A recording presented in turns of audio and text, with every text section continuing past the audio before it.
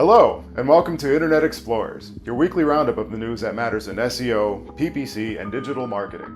I'm Ozzy Gonzalez.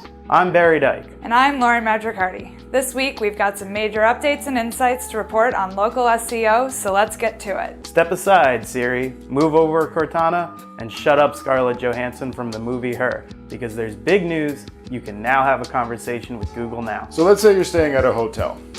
If your booking is in Gmail, you can say, "Show me restaurants near my hotel."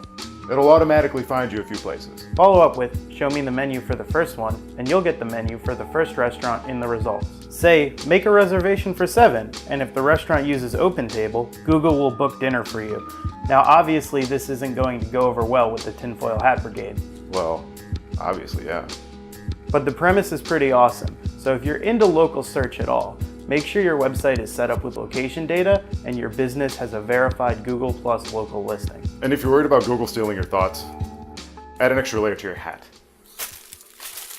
Earlier this week, Moz released their local ranking factors study. The study shows that there haven't been huge shifts in local search ranking factors since last year.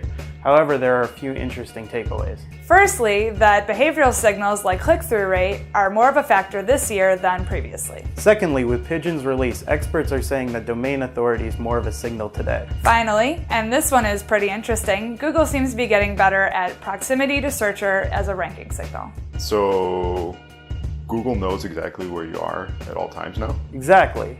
So once again, this is an incentive to make sure that your location data and Google Plus local listings are in order. And with our last story, it's time to get political.